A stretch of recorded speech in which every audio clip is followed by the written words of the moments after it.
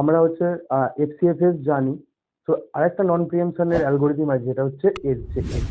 আচ্ছা, ওভারঅল একটা জিনিস বলে রাখি, নন প্রিএমশনেও SJF হয়, আবার প্রিএমশনেও SJF হয়। নন প্রিএমশনে একটা জিনিস এখানে ভালো করে দেখো, SJF লিখেছি, আর আবার SRTF লিখেছি।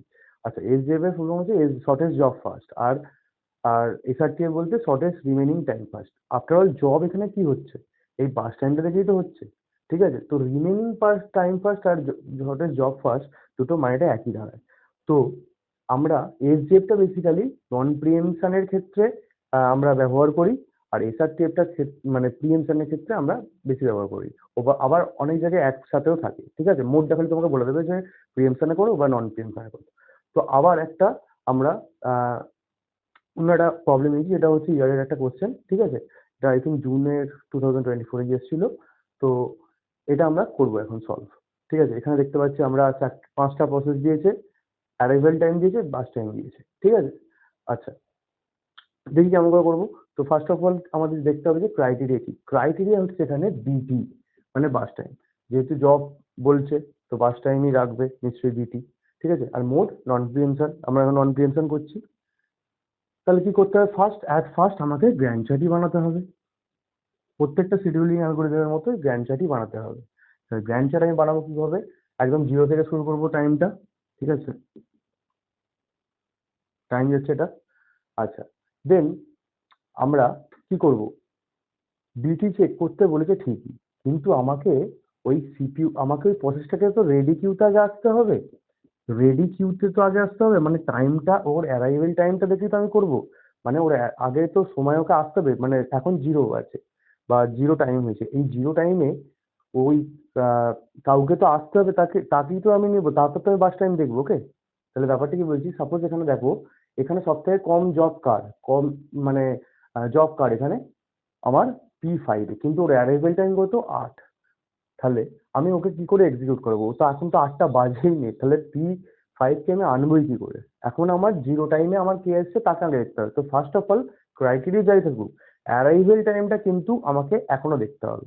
ফার্স্ট আমি অ্যারাইভেল টাইম দেখবো, তারপরে আমি বাস টাইম দেখবো। আরেকটা কথা, যদি মাল্টিপল প্রসেস একসাথে অ্যারাইভ করে থাকে, বা একটা টাইমে অনেকগুলো প্রসেস একসাথে হয়ে থাকে, তখন আমি তারপর বাস টাইম দেখবো। এখন তো কেউ নেই, তাহলে আমাকে যে আগে এসে তাকে আমাকে সার্ভ করতে হবে, ওকে তো আমি দাঁড় করে রাখতে পারবো না, ঠিক আছে? আচ্ছা, তাহলে আমার অ্যাট দ্য টাইম 0 তাহলে কে এসছে, অ্যারাইভ করেছে অনলি P1, তাহলে P1 কে দিতে হবে, P1 কে দিতে হবে। আচ্ছা, কতক্ষণ অবধি দেবো, নন প্রিএমশন মোড বলেছে, তার মানে কি যতক্ষণ ওর লাগবে ততক্ষণ ওকে দিতে হবে।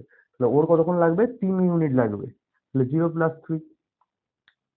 দেন আমার এখন 3টে বাজে হিসেব মতো, তাহলে এই সময় আমাকে দেখতে হবে কে কে আছে আমার কাছে। 3টের সময় দেখো P2 অ্যারাইভ করেছে 2টোর সময়, ঠিক আছে? P3 4টের সময়, P4 6টার সময়, P5 8টার সময়। তাহলে আমার কাছে শুধুমাত্র আমার কাছে অ্যাভেলেবেল অপশন সেটা হচ্ছে P2ই আছে। তাহলে আমাকে বাধ্যতামূলক ওকে নিয়েই কাজ করতে হবে। তাহলে P2 এটা হচ্ছে 2টোর সময় অ্যারাইভ করেছিল, ঠিক আছে? আর এখন 3টে বাজে। যাই হোক, তাহলে ওকে কতক্ষণ দেবো, যতক্ষণ ওর লাগবে টোটালটা। তাহলে 3 + 6, তাহলে 9, ঠিক আছে? দেন 9টা আমার বেজে গেছে, 9টা বাজলো, তাহলে আমার কাছে এখন চেক করতে হবে রেডি কিউতে আমার কে কে উপস্থিত আছে। যেই 9টা বাজছে দেখো, P3 আমার অলরেডি চলে এসেছে 4টের সময়, P4 এসে গেছে 6টার সময়, P5 এসে গেছে 8টার সময়। তার মানে কি অলরেডি আমার কাছে সবাই চলে এসেছে, P3, P4, P5।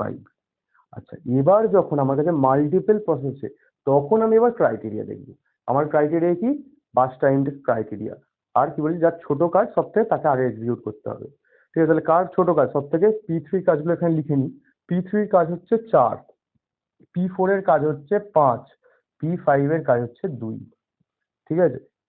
তাহলে অবভিয়াসলি আমাকে P5 কে নিতে হবে, যার কম কাজ তাকে নিতে হবে। তাহলে P5 কে আমি আগে নিলাম, P5 কে আগে নিলাম, 9 10 11, তাহলে 2 ইউনিট ওর কাজ দরকার, 9 + 2 11। দেন দুটো প্রসেস আর বাকি আছে, P3 P4। তাহলে P3 P4 এর মধ্যে কাকে নেবো, P3 কে নেবো, কেননা ওর 4, তাহলে P3 কে নিলাম। তাহলে 11 + 4 15, ঠিক আছে? সিমিলারলি তাহলে P3 শেষ হয়ে গেল, আর বাদ বাকি তো P4ই বেঁচে আছে, তাহলে P4 কে নিন লাস্টে। তাহলে 15 প্লাস ওর কত 5, তাহলে 20 হলো গ্র্যান্ড চার্ট। দেন আমি এবার কমপ্লিশন টাইমগুলো লিখে নিতে পারবো। কমপ্লিশন টাইম, ঠিক আছে, টিএটি, দেন হচ্ছে ডাব্লিউটি। ওকে, তাহলে কমপ্লিশন টাইম আমি কোথায় পাবো? এদিক দিয়ে পাবো, গ্র্যান্ড চার্ট থেকে। তাহলে P1 এর কমপ্লিট কোথায় হচ্ছে? 3 তে, তাহলে city 3, P2 9, P3 15, P4 20, P5 11। আচ্ছা, ওভারঅল দেখো একটা জিনিস, এইখানে আমার জিনিসটা কি হলো, একটা অ্যাডভান্টেজ কি হলো, এটা আমরা করছি কেন? ঠিক আছে, এসকেএফএস কি হচ্ছিল, কারো ধরো ফার্স্টে এলো কিন্তু তার অনেক বড় লেন্দি প্রসেস, আর কেউ পরে এলো তার একদম একটা ইউনিটের কাজ, 1 ঘন্টা ধরে কাজ, তাহলে তখন কি হচ্ছে, তাকে তাকে অনেকক্ষণ ওয়েট করতে হচ্ছে যতক্ষণ ওই বড় কাজটা হবে। সে যেহেতু আগে এসছে, তার বড় কাজটা হবে, দেন তাকে এই কাজটা করতে হবে, তার কাজ করতে দেওয়া হবে। তো এখানে যেমন একটা এক্সাম্পল পেলাম আমি, P5 এর একদম ছোট কাজ, ঠিক আছে, তাহলে ওকে তাড়াতাড়ি করে ছেড়ে দিতে পারলাম। ঠিক আছে, তাহলে ওর বেশি ওয়েটিংটা লাগছে না, এটাই আর কি বেসিক্যালি অ্যাডভান্টেজ। দেন এখানে কি হচ্ছে, আমি সিটি পেয়ে গেলাম, তাহলে টিএটি বার করবো। এবার টিএটি এর ফর্মুলা আমরা জানি, টিএটি ইকুয়াল টু তোমার সিটি মাইনাস এটি, আর ডাব্লিউটির ফর্মুলা হচ্ছে টিএটি মাইনাস বিটি। তো দেখো আমি হচ্ছে টিএটি আর ডাব্লিউটি ক্যালকুলেট করে এখানে রাখলাম। ঠিক আছে, তো তারপর আমাদের কি কোশ্চেন যেমন আছে যে অ্যাভারেজ টিএটি কত, অ্যাভারেজ ডাব্লিউটি কত। অ্যাভারেজ টিএটি আমার বেরোচ্ছে 7.6, সেটা কি করে করলাম, টোটালটাকে প্লাস করলাম বাই নাম্বার অফ প্রসেস, যেখানে হচ্ছে 5টা প্রসেস, তাহলে হচ্ছে টোটাল নাম্বার, এটা টোটাল বাই 5। সিমিলারলি ডাব্লিউটি ওর অ্যাভারেজ, এটা টোটাল করলাম, দেন তারপর বাই 5 নাম্বার অফ প্রসেস। তো আমার অ্যাভারেজ টিএটি বেরোলো 7.6, আর ডাব্লিউটি বেরোলো হচ্ছে 3.6। ওকে, থ্যাংক ইউ।